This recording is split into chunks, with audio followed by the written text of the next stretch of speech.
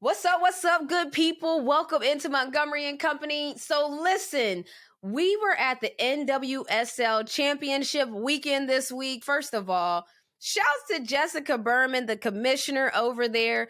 Love her energy and everything that's going on. So the weekend started with I hosted one of the segments in a panel. It was a dope room where there were brand sponsors, there were athletes, there were owners, there was a lot of different people there, but it was a very powerful room. Delta was there, MasterCard was there, Alexis, as other people might know him as Serena's husband, but he was amazing. He was talking there. There were male allies there. There was just a lot of different people there. And so it felt amazing. One of the things that I talked about was how can we use each other to build momentum, as in like I'm the WNBA in a sense of an owner, player turned owner. But what about the NWSL? They're growing in the same way we are. They have the same fight we have. So I'm like, why don't we all just link up and become our own Avengers? And we got allies in this thing. So it's not just about women only, but it's about raising women's sports. So that's kind of what the panel was about. But then there was also the championship game. So it was dope because it was Serena's first game. And it was exciting because I wanted to see what the atmosphere was like. You know, we ran into Alicia Clark, Elizabeth Williams, Terry Jackson. So we saw that there was some basketball, soccer intersection going on. I ran into a lot of people. Shouts to Kelsey Trainer. But it was just like the energy in the building. I have recently been watching Wrexham. And so as I was watching Wrexham, there's just a different feel for soccer. There's the drums, there's the chants, there's the, things waving and different things of that nature. It had all of that. And of course, it had the talent, the skill set. I played soccer in high school and I basically was just there. So that like what I was doing, I don't even want to call myself a soccer player, but I was out there playing soccer. So just to see that level of talent, I mean, listen, we got to shout out Sophia Smith for real, because not only was she MVP of the league, then she got finals MVP. She kind of did what Asia Wilson did over here on the WNBA side. So shouts to the NWSL, shouts to the Portland Thorns on a championship, shouts to all the growth going on over there. And also shouts to the NWSL saying no to the bag that was sent to them from the TV package, whatever that was. They said, do better. The price went up. Shouts to that. All right, back at it again, MoCo Newsroom. Boy, we missed y'all last week, by the way. So we back at it. Shouts to the fam for doing MoCo Halloween because we called it MoCo Ween. But thank y'all for being a good sport. I already told y'all before, but when we come with these crazy ideas, Cole always, y'all know Cole's facial expression. She's always like, oh, Lord, what y'all got us into? but shouts to the crew. Happy post-Halloween. And let's get up in this thing, okay? So who's going to start us out in the newsroom today? Well, I'll start us out. Okay. Let's start out on some foolishness, and then we can see if we get to something serious in here. But let's just start out with Mr. Kanye, or as people are now calling him, Ye. And let's talk about how Mr. Kanye tried to walk up into Skechers uninvited without an appointment. And so basically, he walked into the Manhattan Beach, California headquarters for Skechers and just said he was just going to meet up with some people and talk about some things. And so them in very proper fashion. And apparently he tried to have a filming going on and all that. And they just shut that totally down. It was like and escorted from the building. So here's my question to people. Can you imagine being the person at the front desk who had to call upstairs and tell them that Kanye West is down here in this foyer here and wants to speak to someone in regards to his brand? And then can you imagine what two executives, because it had to be somebody with some names and some credentials behind him, because he wasn't going to leave if it was just Okie Dokie Sam and me, and we just walk up and we were just like Okie Dokie Nicole and Sam like, hey, it's nice to meet you, and they'd be like, no, I want to hear the big people. So what two executives had to come from upstairs and escort him out the building? That is just the most funniest thing. And then to piggyback on Mr. Ye, to stay on that same thing, and that was CNN Business that actually talked about Mr. Ye walking from being escorted from the building. Then on top of that, Goodwill said, we are no longer putting out any of Yeezy's clothes on our shelves. So you have really messed up when Goodwill is not For even accepting real. your clothes. Yeah, Not it's a even turn of Real. events. I mean, clothes. They're no, like, we that's don't a want your charity. That's what they said to him. right. It's just, I mean, you asked what about being those execs? What about being Kanye West a week ago, where any brand Mhm. would have wanted you to walk into their, like, if Kanye West said he was coming to the headquarters of Anywhere a month ago, there would have been a red carpet that was rolled out starting at the airport. You know, like it would Yes. have been just Yes. the Yes. ultimate welcome. And it just shows you, like, The man, Kanye, hypocrisy of it all, because woo. I mean, he said something racist before concerning the black race, and no one withdrew anything. Hmm. It's okay, it's just the hypocrisy of Oh, it, that she said now this hypocrisy. one, now it brought down the house, but the first one, it was just he just said That's that, just yay being yeah, yay. yeah, Yeah, yeah, that's yeah, the yeah, problem. That is a problem. But Yeah, I yeah, well, but that's it's the a thing though. problem. People let you play with who lets you play with them. that's right. We see who Right. you don't play with. And I mean, like, I saw Right. that Robert Kraft, he sponsored a whole segment ad that went into Sunday Night Football to make an ad about, to stop. So Against, it yeah, yeah. he was addressing anti-Semitism. Exactly. So Mhm. you play with who allows you to play with Yeah. them. They, like, folks was like, in the Jewish community, they was like, no, we don't play them reindeer games, and they let you know that you don't play with our name. So that's the Robert same thing. Kraft, excuse me, Robert Kraft should have said that back in the day. I mean, look at the biggest majority of his players. He should have said Yeah, this. but that's what But people are saying. see, It's on that's it's on what did we do about it? You know what I I was about to mean? say, we went out and bought the new Yeezy. We bought the new Mm. shoe. We went out there to Gap and dug through trash bags to get Yeah. Yeah, you can't be sweatshirts and And mad did stuff. you at a We see? Did you community see can't. for We what not he can't do allowing that. recently? hate. Like, Yeah. a Did you see what community. he recently said? He said that he takes back the comments that Yep. he made on George I'm Floyd sure. because now he knows what it's like to have a knee on your neck because He of all said these that. No, he companies doesn't. No, pulling out. he knows, No, he Exactly. but doesn't. he had to That's pay Exactly. out more money disgusting. than he That's probably wanted to disgusting. pay out. That's what he realized, that people weren't going to sit down or stand up or any kind of way and take his stuff. I mean, No, I it's think Exactly. you I got So still think this that's is, disgusting listen, a too. lesson that we all should take from this yay situation is people treat you how you allow them to treat you. And the Jewish community said, we don't play them games. We know that everybody plays games on the internet. Everybody says things for clout. Everybody says things to get a PR run, to get attention. The Jewish community lets you know, don't play with us. And so that's a lesson to everybody. If somebody says something about your community or about something that you feel passionate about, the way that you don't play with them is you don't buy their stuff. You don't, I mean, Hmm. this is since the beginning of time. You don't buy their brand. You don't acknowledge that they said it. You just don't acknowledge that person. That's what the Jewish community did. They never said Ye's name. They just went about saying there's, Dismantling his yeah, they said kingdom. there's 8 million Jewish people in the United States of America. That's less than watching Sunday night football. Like, they made a very strong, powerful feast that we are standing up for that 8 million.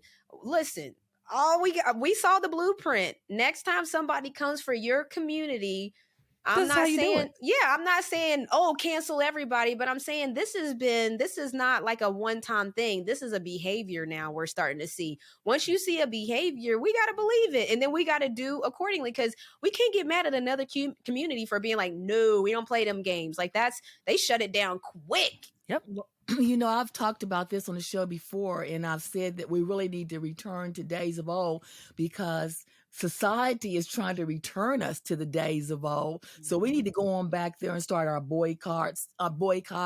I mean, they were very successful. I mean, I feel that there would be a lot besides our race that would join in if they knew the circumstances behind some of these things or some of these companies and the monies that they're putting in. Now, me personally, I'm not going to say it on air.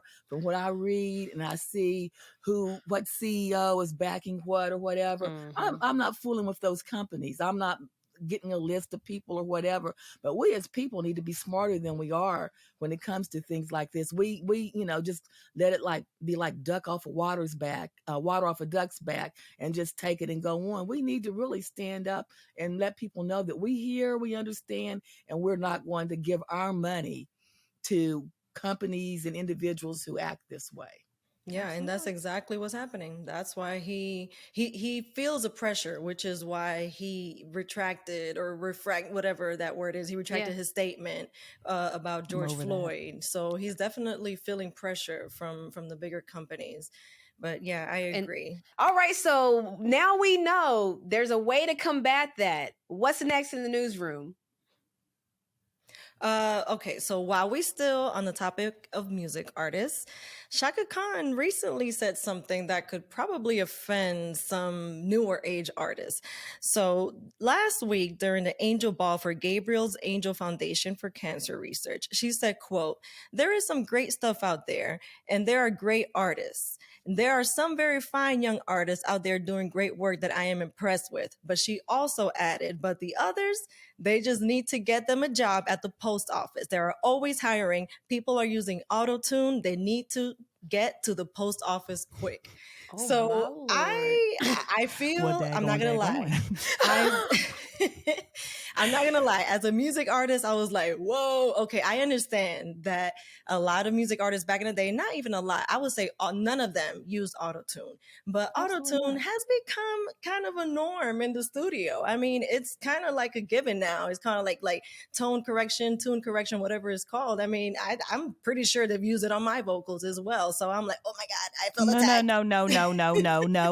Look, what she Just like? wait a minute. In the living room, and we didn't have anything there. Exactly. Listen, let me tell you, I do agree with Shaka Khan to a point. And I'm gonna tell you, my father taught me this very young, and I didn't know what he was talking about because being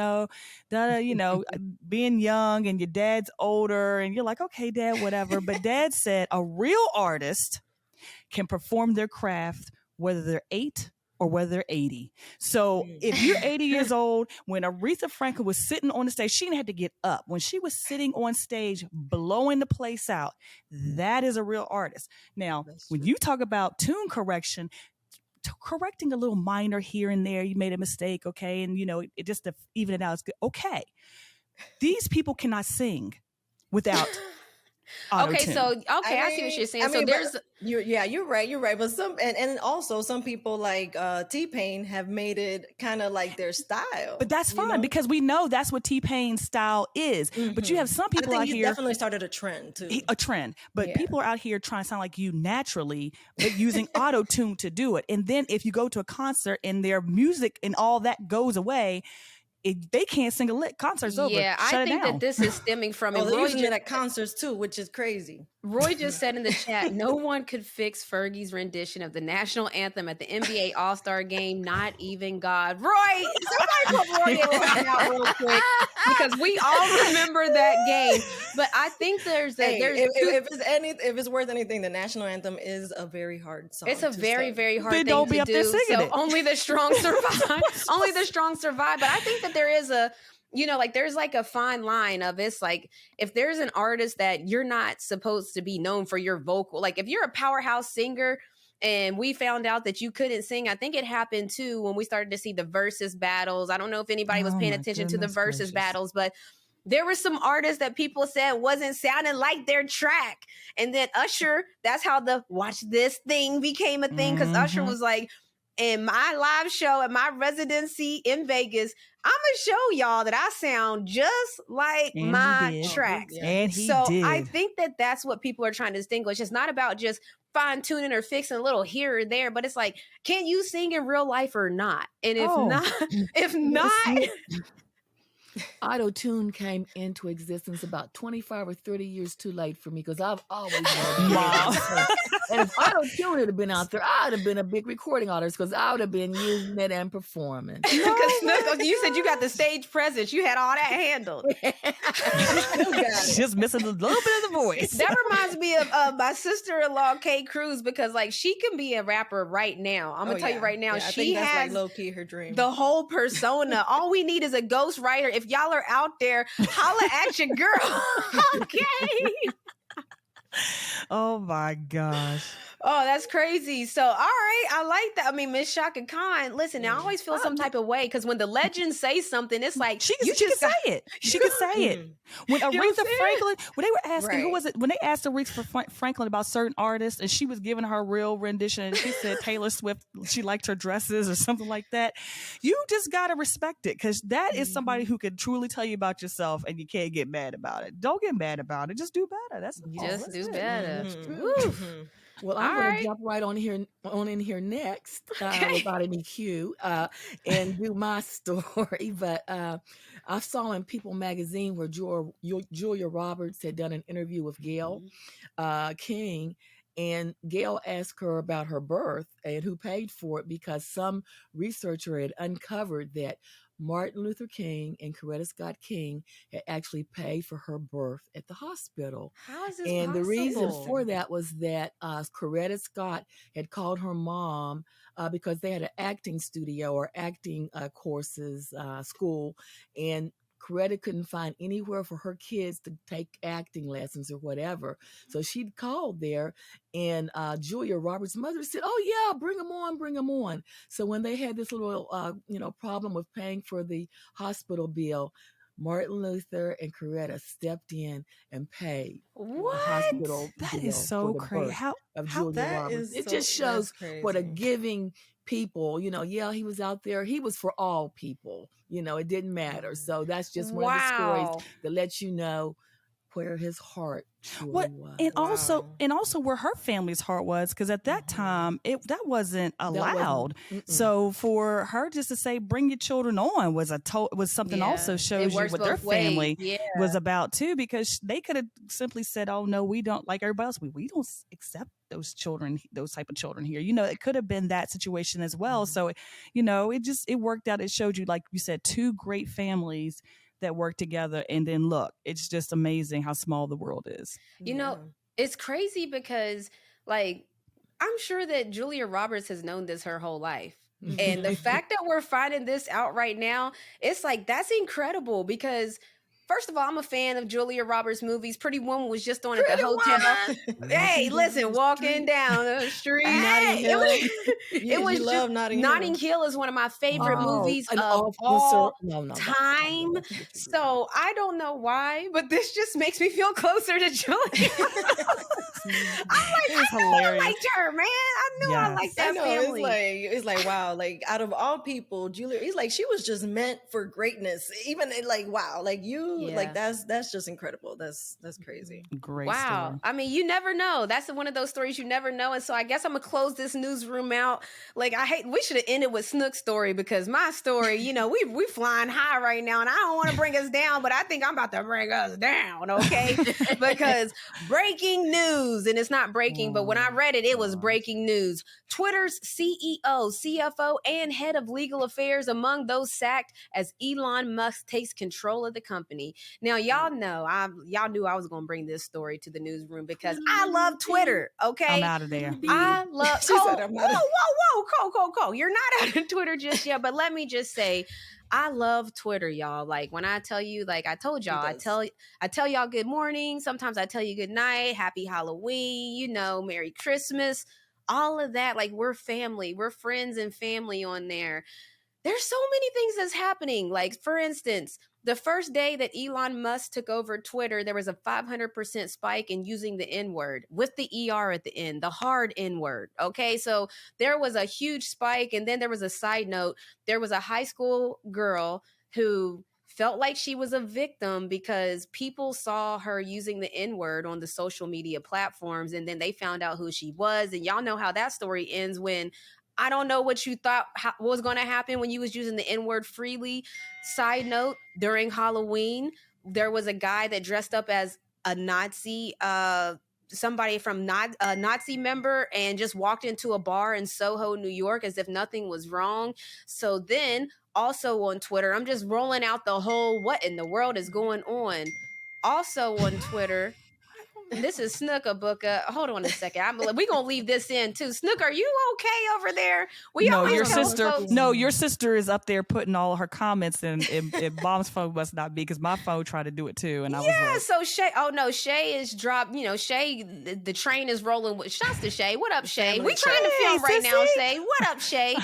But on top of that, so on top of those things that's happening, Elon Musk takes over. Boom, he fires a lot of the top execs right away. He also says that there's going to be a $20 per month to maintain your verified badge. So there's been a lot of talk about, I didn't know yes, about that. $20. Let me repeat that: $20 a month to keep your verified badge. So if you're verified, Lord have mercy. No shit, I know y'all lying. she going So, through the whole thing, the whole it's chat. the fam chat is going off right now. Snook can't silence her stuff, but Roy makes a good point. Yeah. That $20 per month to maintain your badge, that's going to affect a lot of journalists. That's going to affect a lot of folks. That's going to affect a lot of people. And I know everybody's like, oh, so what's the big deal about a badge? When there's so much false information flying around, when you see a verified badge, and I know that that doesn't mean as much as it used to, because No. I do understand that there's politicians and different people that have verified badges that are still spreading false information. So I understand that there is already that happening. But the whole point of verifying certain people is so that you know, okay, this really is The Rock and not somebody that says it's The Rock. Or you can verify that this really is a journalist that writes for the AJC. This journalist really writes for The Athletic. That's what a verified badge does, because now let's just, for the people that can't understand where I'm going, let's say there's no verified badges and now somebody just writes in their profile, writer for The Athletic. Why would you not believe that? Or how would you distinguish that they are or aren't? I could change my bio right now to say I write for the New York Times. You don't know if I do or don't. So there's a problem where you can't verify who's writing what and who's saying what. Facebook used to have a gray and a blue one, to Paul's point. Like there was different checks and different things of that nature. So a lot of times people look at the verified checks like, oh yeah, it's cool to have a verified check, but there are reasons for those things. So when somebody comes in and says that they're going to change systematically how things are set up and allow free speech, which of course, when you give people a niche, they took free speech as hate speech. So people use that to now, of course, say the N word and use a hard ER. High school students, college students, anybody with any sense, don't follow trends. You will get in trouble. Nobody's going to feel sorry when the world starts to attack you after you followed a very negative trend. So my story that I'm bringing to the newsroom is that Elon Musk's sale of Twitter has went through, and boy, has it went through. I'm gonna say it. I never ever could really understand Twitter, and y'all all know this. And so this does not hurt my feelings, because I hate going in there because I could never figure it out. But now I don't. The problem I have with this thing is free speech is fine, but then when you wake up on your timeline and you have a bunch of idiots on here just massacring, different ethnicities and all this stuff going on, it's just ridiculous. And I just think that, that's the part for me that makes me want to just go away from it. I'm not saying that Facebook is any better, because Facebook be trying to sneak some stuff in there too, but at a far less rate, because they're supposed to be monitoring and making sure that this doesn't happen. But to your point, Mr. Musk, he fired his head of security, censorship security or something like that on air, so no respect for anyone who is going to have accountability for what people say. And that's another problem I have. And that's why I said, I'm not gonna miss Twitter. If they, it's not gonna miss it. I'm just Well, not. what I hope happens what is the that agenda? he's not going to pay any attention to the people who use Twitter, but those sponsors and those businesses that pay for the ads and things on Twitter, if they start withdrawing in big chunks, it'll change his outlook and change his free speech. Right. No, that's a good point. That is a good point. And LeBron, of course, commented on this, because I'm sure that of that free speech that people now are allowed to have, you have to understand the athletes are always going to feel an effect of whatever happens. So that hate speech, I'm sure LeBron, earlier this year, there was an article about like who receives the most tweets, and it was LeBron. And then it was like who receives the most hate tweets, and it was LeBron. So it's like, those things work the same way. And so LeBron, there was a tweet that said Elon Musk's Twitter takeover sparked a surge in the use of the N-word on the social media platform. A social media research group told the Washington Post the use of the slur increased by nearly 500%. That's what I had told you guys earlier. LeBron responded to that tweet from Philip Lewis and said, I don't know Elon Musk, and to be honest, I could care less who owns Twitter, but I will say that if this is true, I hope he and his people take this very seriously, because this is scary, blank. So many unfit people saying hate speech is free speech. So it's already starting to hit the celebrities and the athletes and the Shonda different people of Rhimes. that world. Some of the Shonda big ones Rhimes. are already out. They're pulling out the big people. I that's don't what we need, blame the them. big people I in don't blame corporate them. America to do something, and then something will happen. But just the normal people dropping off 100,000, Yeah. 200,000, he's not going to be caring about He's that. not going to care because he's trying to make his money back. So you have to remember that he's a businessman. So right when you see the $20 Twitter badge that they said might go into effect by November 11th, by the way, this is not like down the line things that we're talking about. These are things that could be happening really quickly. He's a businessman trying to recoup his expenses because Twitter wasn't cheap. And so he like, look, That's y'all his gonna fault. I was That's just why I gonna hope all say the money that, pulls yeah. out. I hope he loses a bunch of money.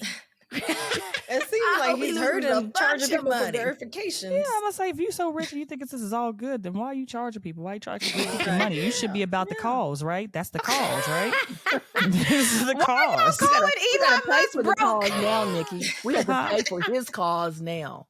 No, but I'm just saying, a lot of people will say, well, he's trying to make it so, these people with these verified badges, $20 a month. I mean, I wouldn't care enough, because I can say what I want to say regardless if I have a badge or not. People are going to believe me if I don't have a badge or if I do have a badge. So why would I pay you $20 for them to verify what I'm saying is true when I could just say a bunch of lies and people still going to listen to me? If I go in there and say something about number 45 that's great and that's wonderful, it could be I could say he flew on a unicorn across the sky and dropped 50 bags of money.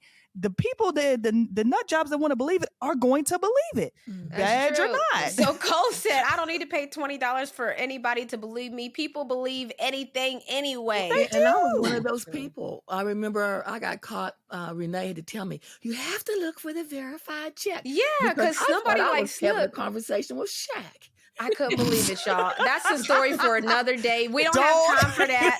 But I'm going to tell you right now, Snook got on our fam group chat and was so excited that she was having one-on-one conversations with Shaquille O'Neal. I swear that I'm telling you the facts, because this is how I met Shaq. Snook thought she met Shaq, and I had to let her know, was there a blue check there? If not, boo-boo, you are talking to I don't know who. And that's why we need real verified badges that we don't have to pay for. But we'll talk to y'all about it next time. That's the In the Moco Newsroom. Lord help us in Twitter too. All right, so first of all, what's up, Amanda? You're here with this is my family. So the host of this show is myself, my mom, which is Snook, my sister Nicole, and my wife Serena. And we kind of talk about sports, business, culture, everything, because we're in that space just organically. So I want to welcome everybody. We have comedian, writer, producer, actress, all of that. Amanda Seals, okay? Welcome to the show, Amanda. Hi, y'all. Welcome, Thank y'all for having me. Welcome. Yes, sir. Okay, so Amanda, we're excited to have you, first of all, because of everything that you touch is like in our lane. And so first of all, the Black Outside Tour is pulling up in Atlanta. We know that the Brat is one of your black spurts. So I want you to explain to people that may not know, what is it that a black spurt is and what do they do for you?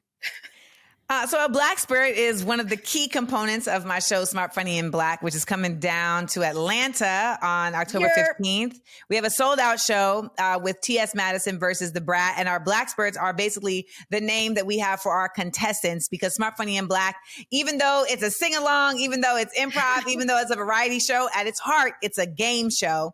And our Black Spirits are competing in games that I create that test their knowledge of Black culture, Black history, and the Black experience, to, at the end of the game, find out who's going to be inducted into the illustrious League of Master Black Spurts. So, that sounds fun. In this show, sounds like I'd like to compete in something like that. Okay. good time. It's a good time. It's a good time. This show is also on Kevin Hart's network, LOL. So just in case people... No. No. No. This So- yeah, you got your own podcast on there, right? So Smart Funny in Black, the live show, is a show that is in theaters and on stage. So it's a live show that we do on stage. We will be in Atlanta on the 15th. Well, our last show of the year will be in Brooklyn on October 29th. I haven't announced our second Black Spirit, but our first Black Spirit on that show is none other than Method Man. Yes. So very, very, very excited. Like Yes. geeking out. And like, let me just say that like, it was literally as easy as me being like, hey, Meth, would you want to do Smart Funny and Black? And he said, say less. And like, Wow. That's how it happened. That's That how you was got to it. show up, okay? that was it. Love So, that. but we were doing a radio show, Smart Funny and Black Radio, just, you know, when you have a brand and people really like support that brand, it becomes like, how do you move that brand in different spaces and, you know, expand that brand? So we were like, okay, let's expand Smart Funny and Black to a radio show. So we would play a game on the radio, but we'd also like talk about news stories. And also it's in the mindset of talking about Black culture, but with a humorous perspective. I always say it's by any joke necessary. So we were doing that. We were doing that at LOL Network, for a time, but we've been on a hiatus because of like contract stuff and just like trying to figure out how we can bring it back. So stay tuned, y'all. Stay tuned. Completely understand. Okay, but then we're going to get into it then. Smart, funny, and Black. It reminds me of the saying, young, Black, and gifted. Things we love to see. And you so got a would production you company of the same name as well, Yes, exactly. right? I love the expansion. Come That's on dope. with it. Yes. So I always like to ask people when they book a show in Atlanta, what are the things that you expect of the city of Atlanta to be at? Like the vibes you expect? What's the energy you expect from Atlanta? Black. One word. That's it. That's it. Perfect. I mean, That's it. Like I got off a flight at LA's airport the other day, and I was coming from Detroit, but I heard the you know how they line up the wheelchairs. I heard one of the women say, "Oh, this must be an Atlanta flight," because there were so many Black folks. That's like, no, it's Detroit, same difference. Okay, I like that. And you speaking of just Black, congrats, because you've been rolling for a while now, playing the role of Tiffany on the iconic show Insecure, one of my favorite shows. What was it like, the community getting behind that show? And just, I mean, it became a religion at a certain point. definitely. We were sad when it ended. I gotta say, you know, we're fans for sure. Well, thank you for the support. I mean, I think for anybody, you know, it's always a surprise. You don't really know what's going to hit and what's not going to hit, you know? So you just try and put your best foot forward. And so we were fortunate enough to come on at the right time in the right place and, you know, get the support of the community early on. And I think that's what also pushed the network to make sure that they got behind the show too. That's dope. And so in the sports world, always, because we're deep into the sports world. I played in the WNBA 11 years. In the entertainment space, I see so many similarities between entertainment and the sports world, and they cross a lot of times. And so in the sports world, we define greatness by championships, how many that somebody won, statistics in their career. You're an actress, you're a comedian, you're a common sense specialist. So like amongst other things, but how does people in that crossover entertainment space, like how do you guys define greatness in y'all space? And I know that's a big question, but I always wonder that when we have these conversations in sports, it's statistical, it's easy, but on other sides of it, it's maybe not as concrete. I mean, I think different people define it differently based on their values, right? Like for some people, it's just as basic as who's making the most money. For some people, it's as basic as who's the most famous. To me, I would base it on impact. You know, I don't think it's about how big your audience is, but more so about how strong your audience is, right? So how is the work that you're creating able to move folks, and and even if it's not necessarily move them like in a activism way, like how does it move them and stir their emotions? You know, how is it able to be a part of their journey? You know, when you look at something as basic as like, okay, so if you look at like Disney and Living Single, right? Like I'm going to say like for Black women, like there's impact in very strong ways on both ends. Definitely. Like when I do a show, I can sing the Living Single soundtrack theme song and everybody gonna know the words, but then I can also sing Part of Your World and everybody's gonna know the world. You want to think of a Bob's? I got 20, you know? No, that's Yeah. a fact. That's very true. So I would say impact. No, I love that because it brings me to like, we see the impact that the industry has on culture. And so there was big news that just came out. Warner Brothers is shutting down its writers, directors workshop and Stage 13 unit. Both are major paths for underrepresented voices in television. So like, I'm curious your thought on what does that do to the diversity movement in Hollywood? Well, first and of all, there's not a movement. I'm laughing because of your reactions, by the way, because I watch all your Instagram videos, and I can't. Yes! Your reactions are everything. Yeah, I mean, I think even calling it a diversity movement is a misnomer. I think there was a diversity knee jerk, because people saw a Black man murdered in front of them, and they were like, ah, and they really quickly wanted to tell themselves that they were better. So they were like, let's hire DEI specialists. And, in my mind, I'm like, if you need a DEI specialist, Right. we already got a problem. Exactly. And for what it's worth, like they give these specialist titles and they give them salaries, but they don't give them access in so many occasions. They don't let them actually implement the things that need to be done to actually increase diversity. Because at the end of the day, Hollywood, like any other industry in America, is about preservation of power. And in America, preservation of power is held by white people. That's it. Okay. So there's that's just it. I mean, there are other groups that also, have managed to preserve power, but I feel like for what it's worth, white supremacy is the bottom line in this country. When we look at like programs like this ending and we look at, Warner was bought by Discovery Plus. Discovery Plus is a British company. And, from what I understand, the individual who owns that company is considered a very conservative thinking individual. When we look at history, which we always have to look at, we know that during McCarthyism, the industry of entertainment was very impacted. We know that as recently as the 50s, this has been brushed under the rug in a very effective way, but as recently as the 50s, the government 100% completely changed the way that entertainment was being created and being given to the people. And there were a lot of folks that were blacklisted, that were impacted, like people like Lucille Ball, giant stars. Yeah. And why? What like they were happened for the communists and people that don't know? Like, what if you could sum it up quick? Like, what happened? So McCarthyism was basically Senator McCarthy was this jackass senator, and listen, most of them are, who basically decided that he was going to plant his flag on raising a fear in this nation around communism.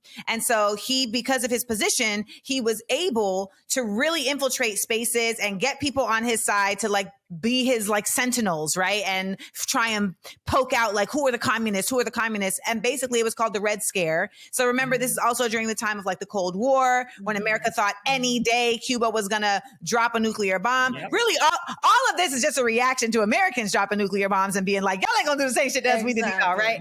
Right. That's literally what it was. Literally, we saw what we did and was like, oh no, we don't want that done to us. No, we don't want that.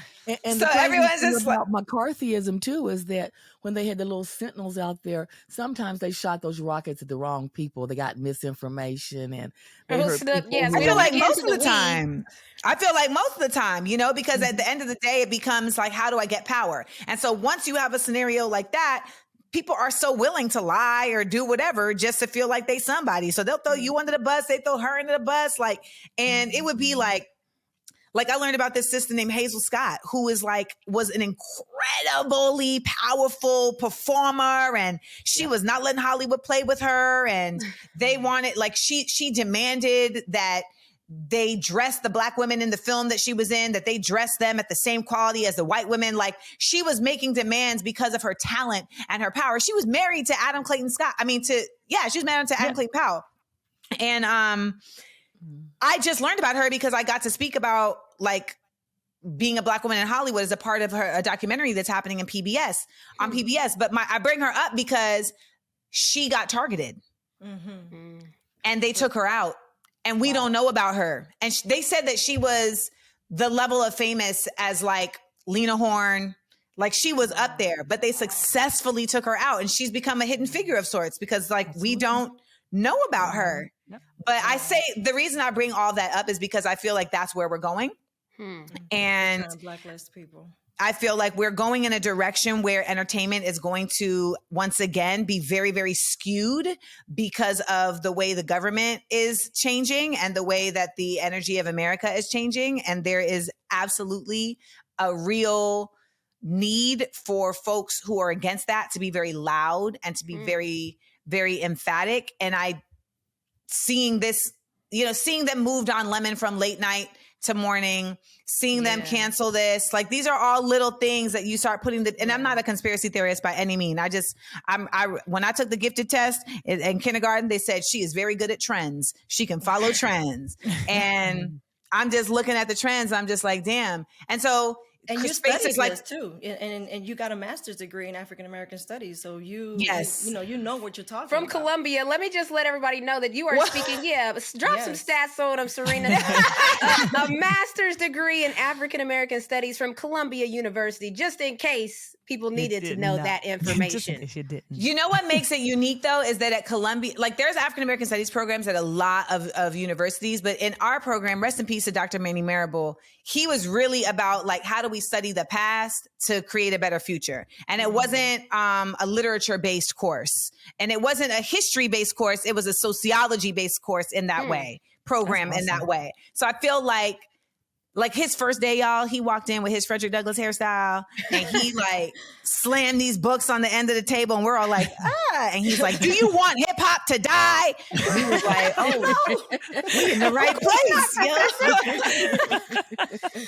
No, I love how you talk about that. I saw your clip when you did the interview with NPR and you said, that people don't like to talk about race because they feel like it's going to cause a divisiveness or something like that. But we are living in a time, like you said, where you do have to be loud about these things, because if you're not, if you don't speak up about these things, then slowly and surely we're going to start seeing things change right before our eyes. So I hear a lot, a lot of people don't want to talk about race conversations. So I've been hearing a lot of things online, like normalize race conversations. Like even in 2020, when Renee opted out, she was actually scared of doing that because she was bringing up a topic of I'm basically boycotting because there's a lot of racial tension going on right now, and she thought she was gonna get blacklisted for that. But to your point, it didn't happen back then, and we got too empowered. So now they're trying to do something now because we're like, okay, they got too empowered back then. Like now it got to be something. Got to change. Your reaction, your facial comment is the best. I mean, listen, it's.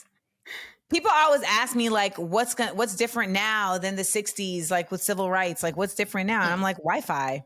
Right. That's really what's different. Yes. Access to each other, access to information. I get so frustrated because I feel like folks are willfully ignorant and there's no reason for that. I don't know how any self-loving Black person could even suggest for a moment to vote for that dude that was in office previous. Right. And, because I'll still have people be like, you told us to vote for Biden. And I'm like, what was your other option? Exactly. And so they'll either say, well, I could have voted for so-and-so, or they'll be like, I could have not voted. And I'm like, we're just different. Those are not options to me. Right. You got to vote. You got to just pick, you got to pick a side and roll with it. And when we're talking about, you brought up a little bit of politics and, I'm sure you heard about the news story of the president of the LA City Council, Neri Martinez, in case people don't know, she was caught on record with a hot mic, basically, but I don't even know if that was necessarily the situation, but she was talking to other city council members. Now, a lot of people from the Black and brown communities are outraged by the remarks, but it's not only that for me, but I think this touches on not only racism, but politics in general. Like the city of LA, corruption. I hear, has their own set of politics in a sense of that nature. I don't know if you live there or anything, but what are your thoughts on like politics and people are surprised that maybe the fact that it was a Latina saying that, like, what is, like, I just want your thoughts on the whole situation. I do live in LA. I mean, I think for what it's worth, they're not a unique case. That's what I was gonna say, really. You know what I'm saying? Like, they're not. And if they got caught this time, it's because they've been doing it, You know what I'm saying? Like, this is not, someone didn't just randomly decide to record them this day. Somebody was like, I'm going to record them this time. I've heard enough. I'm about to get it this time for real. Yeah. But I think, someone had said to me, so I put up a video where I was reacting to this woman's and to their conversation, right? And so someone in the comments, it had been reposted somewhere, and someone in the comments was like, well, I don't know why. What I don't like about this video is that Amanda is reacting to what they're saying as if she's a perfectionist. I mean, as if she's perfect. And if somebody played a video of Amanda talking, I'm sure that she would not be absolved of any, negativity or whatever. And I'm like, I'm sure there's videos people could play of me where people will have some shit to say. Yeah, they have shit to say about videos I put up of myself. But I think what the caveat here is that I am not in a legislative position. I am not in a scenario where I am making decisions about the constituency that I also have biases about. That's what these people are. I am not an elected official that is meant to serve communities. And to be that position while you are talking about in disparaging ways the communities that you serve, it makes it to where you are no longer a valid choice for that position. That's it. I totally agree. And that's why we have so much work to do in our community, because a lot of times, they talk about what we do and what we, as far as voting, the people that we really need to know are our local people. Those are the ones that impact our lives the most, not the, necessarily the national election. We need to be looking at our local Georgia. I'm here in Georgia. So I don't know if you know Amanda, but I'm based in Georgia. So if anybody lives in Georgia, y'all know that we have seen an array of ad campaigns that almost look like skits to me. It could probably rival your improv show, Amanda. Yes. It could probably be as wild as your improv show at this point, because comedy. It's getting crazy in the political world. And I'm sitting here in Georgia where there's a lot going on, Amanda. Sometimes I'm just like, are y'all trying to be politicians or comics? Like, what are y'all trying to do? Like, what's going on? No, it's frightening. And, you have people like Ted Cruz in Texas, and it's like, I watch him and I'm like, oh, you think you're famous. Like that's your vibe. Like you walk around like a Kardashian. Like that's the energy. Unfortunately. That's the energy. But is that not political energy? He even energy? said it in the airport. He said, do you know who I am? You see? Exactly. I be knowing. But isn't that kind of what's going on, though, where we see some figures that are famous that from another life and then become into the political space? It's almost as if it is a popularity contest and not more so a stand on certain topics contest. Well, I will say that our previous administration proved that. Our previous administration, he came from a crazy position to become president. I'm sorry. That's just me. So I think that all of them are trying to walk in his footsteps per se, but that's my thought process. My thing about him is I think it's deeper and darker. Only because so we've seen folks that were in television or whatever, become politicians, right? Like Ronald Reagan was an actor, Arnold Schwarzenegger was governor of California. Al Franken was I don't know if he was a senator or a congressperson, but he was also a comedian and actor. So I don't think, and as somebody who is in this field, being able to talk to people, that's a part of being a public figure, right? So I get why that may not be as abstract of a transition. But I think with Orange Trash, I think the thing about him is that he got into a position, but through sinister means. Absolutely. He rallied folks behind a message of hate. Yes, there you go. Yes, he rallied folks behind a message of hate. And so I think that, yes, he has encouraged these other folks to think that they can too, be in the spotlight in the same way. But I think that it's the marriage of them doing it as like this actor type vibe with this hatred message. Like it's the combination of the two for me, because that's what makes it a cult. Yeah, the influence, No, yeah. and it has a big influence, and like people know that influence right now is almost everything to them. Like if I mean, the truth is too, it's like, so I had hit up my homeboy to ask these other dudes if I could come on their podcast, and they turned me down because they said we don't want to talk about politics, and she's not a rapper and an athlete. What? And I'm not gonna lie to you, that hurt lying. Wow. I'm not gonna lie to you, it hurt my little feelings. Okay, it hurt my little feelings. But I'm just like, yo, I thought about it and I was like, I've always been someone who was like socially conscious, but I only recently feel like I became more politically like knowledgeable, where I like learned these white people names, and like I like made it my business to learn these white people names, like, and like just so I can like talk, you know what I mean, like just so I can like speak knowledgeably, but also so I can like truth translate for folks, right? Yeah, so yeah. And I just thought about it, and I was like, you know what? I don't want to be nowhere where we're not going to touch on politics because we're in such a time of crisis. If we're not talking about it everywhere, even in the smallest of ways, we're in trouble. We're in trouble. Exactly. That actually made me want to ask girl. You go ahead and preach. Right. And I'm gonna remind the people again. I'm gonna remind the people again. Master's degree in African American Studies from Columbia University. So I want to ask you, what role we saw a lot happen in 2020, and athletes really were at the forefront. What role do you think the athletes play, and teams and sports play in shifting the culture, even in the political realm? Because we've seen now that shift of the shut up and dribble to where now athletes are heavily involved in who doesn't get picked as whatever position they're running for. Let me tell you something. In Australia, they are trying...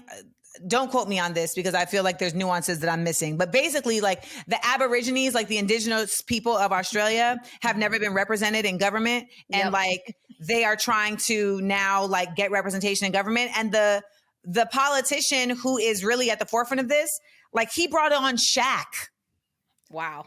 Yeah. To like, yes, like he's enlisted Shaq to like help bring this message to Australia. So like even outside of America, it's like Shaq. You a big nigga, come over here and talk to these people. Shazam, you know? Like, Shazam. So I say all that to say, oh my God. We're in a time where shut up and dribble is so funny to me because we are no longer in a time where your profession is the only thing you are. Like that's what it used to be. It used to be like you're a musician and you do music. I don't know nothing about your life outside of the music you're doing. Y'all, Prince would not have been able to be Prince in this era, right? So much of the dopeness of Prince was the mystique of Prince, right? Yeah. So like in this era, in this era, like nobody has mystique. Like even if when they're trying to have mystique, eventually it's like, aha, gotcha, bitch. You know, so Beyonce tries. She tries, but ever so often she has to be like, look at my kids. You know, like exactly. So I feel like, athletes are a part of that same conversation, right? Like they have so much reverence by their fans. They have so much visibility that there is a certain level of responsibility that they have by nature of those things to show up right. And they are also, on top of that, incredibly privileged. And with privilege comes obligation. I love that. Ooh, yes, and athletes as well, they are the ones who bring so many cultures together for that day. And so what other platform we need to really pattern ourselves after athletics, because when you're playing and your teammates, nothing else matters. And so we need to get to that with how we deal with people in everyday life, really. But I do feel like there's a power that athletes have in saying, like, we're not going to be just entertainment for y'all. You know, like you don't get to just come here and enjoy what I do without hearing my message and having regard for my experience. Right. Because how many stories have we heard of like athletes getting pulled over by cops who didn't know that they are athlete, and they was about to tear them up. And then they're like, oh no, that's so-and-so. Can we get y'all grab? Can we send It a ain't picture? funny, but it's funny because It's of how true serious, it is. yeah. Like, it's not funny. So but- because I can put this ball through this hoop, you're not going to hurt me. But before that, Right. it was for the You taking. were trash. Yeah. Listen. No, so so- I just The think, other color so trash. that's my answer to that. No, I mean, that's amazing because I was going to ask you, like, at a certain point, it was Blue trash. And at a certain point, it was like not okay, maybe for athletes, but with you and you're still in Hollywood. And so your Instagram, first of all, is unapologetic. That's what's Yes. up. Does that ever affect your actual job and casting? And has anybody on your team ever been like, whoa, you might want to slow down there? People might not like it, because that was the ultimate fear in sports to why athletes didn't do it in the first place. I mean, that's the ultimate fear in Hollywood still, like if you think about it, like there aren't a lot of me's, Nope, not at all. And I'm not saying that there aren't folks that do things behind the scenes. And I'm not saying there aren't folks that, create content that challenges, because that's absolutely true. But in terms of like the vocalness of it, like No. it's not really I don't feel like I'm a part of a, camaraderie ship of people. No. But that being said, I've only one time had so there was a point in my life where I was like transitioning out of music and trying to figure out where my next phase of life was going to be. And it really was a very kind of uncertain time. So you're just kind of taking insight from anybody who, who's got something to say. And the thought process was like, oh, Amanda, like you need to like get white people on board. Like I've talked about this in a number of places, but like there was just this thought process that I needed to stop talking about these things because it's like keeping me from becoming a certain level of famous. So like that, I got over that hump and I just decided like, I'm gonna be as black as I want to be. And anywhere that doesn't want that is not for me. So I kept it moving in that regard. But I remember when I was I was trying to sell Smart, Funny, and Black to a network, and the original logo had a Black Power fist on it. And I was partnered with Jesse Collins and Dion Harmon, and they are who produce the Super Bowl halftime shows, the BET Awards. They executive produced my special, I Be Knowin'. And so we were working, but this was our first time ever being like put together because we had the same agency. And so we were put together to work together. They black, I'm black. So they put us together. So, which was the beginning of a beautiful friendship because those are two of my closest friends. And I remember my agent saying when we were sending them like the deck, which is like basically like the PowerPoint presentation of the show, my agent being like, I think you should take the Black Power fist off of the logo, off of the cover. And I folded. I folded. And, it was early on me being in LA.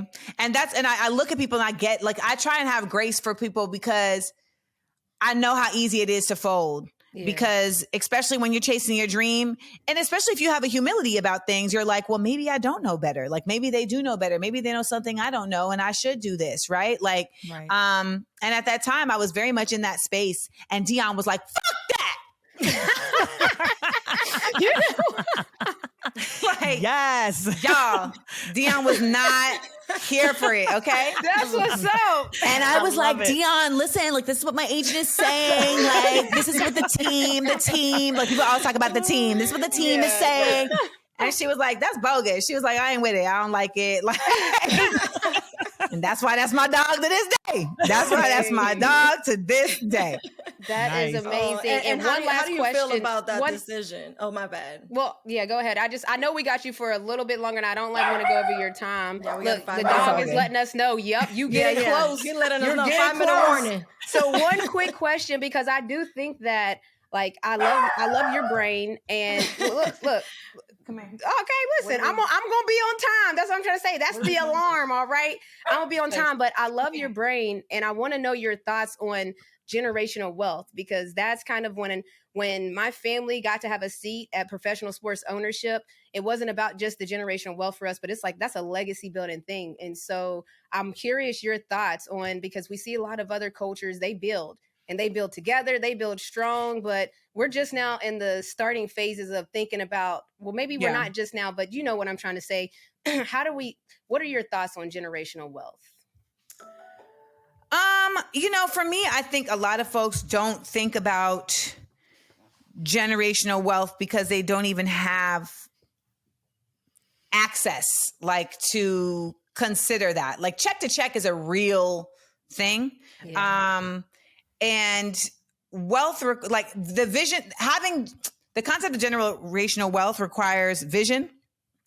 It requires support, and it requires financial, like, knowledge, right? And education, which is something I think is like super duper lacking in our community. And there's just a survival mindset, right? I just need to it's a hustle mindset. I need to get from today to tomorrow. I need to get today from tomorrow. Like, even like, so many drug dealers, it's like they just keep like coming up and falling off because they're not stacking and like putting the money in somewhere else that can grow. So they on and then they off. And then it's like, but I hit a lick and now I'm on again, and it's like, what's the point? And get it right back. There's literally a song about spend a check and get it right back. There's a song about it. So, generational wealth is an imperative part to Black liberation, the same way that education is, right? But we saw these things happening and we saw them obliterated, right? We saw that happening in Durham. We saw that happening in Tulsa. And we've seen how, and this is a thought that is not fully thought out, so don't even try and judge me on it, but I'm gonna philosophize on it for the sake of Montgomery and Co. But I know it's not. I know that it's not like a innovate. I know that this thought has been talked about by other people, but like integration really disrupted the idea of generational wealth for Black folks, because I feel like it became less about us trying to figure out how to do things together and figuring out more how to get into their spaces, quote unquote, right? And I think that in a perfect world, it would have been, how do we get into their spaces and continue to do things together, right? Like, how do we get that money and funnel it back? How do we keep funneling it back? Right. A lot of us became detached. The thing about capitalism is it comes from colonizing, and colonizing is really about like, how do I get this to get on? And it's very individual. Whereas like Black folks, we come from a tribal mindset. And even if one tribe wasn't fucking with the other tribe, it's still like, but in this tribe, like, we tribe, right? We tribe, we squad. And we haven't had the opportunity to form tribes in that way in America. Like, we instead form gangs, and those gangs don't feed each other with positivity. They feed each other with toxicity. And so it still ends up like, okay, we're together, but we're hurting each other. Like, you feel me? So it's like a thing that it's a thing that I'm always trying to think about and really work towards. But like my father, who I don't fuck with, but like my father had a house in Boston in like Roxbury, which is being gentrified, and he sold it. And I'm like, you got 5 kids. Yeah, that's legacy. Why would you do that? This man has a business degree from Tufts. You have an MBA from Tufts. You have an MD from Harvard. Wow. Okay. Why are you doing dumb shit like that? And that's generational. That's how generational wealth can get messed up too, in the form of when you do actually have the access. You talked about the knowledge of it. This is an asset that you have that you kind of didn't even get the most out of when you had the access to it. That's the thing where the knowledge comes in.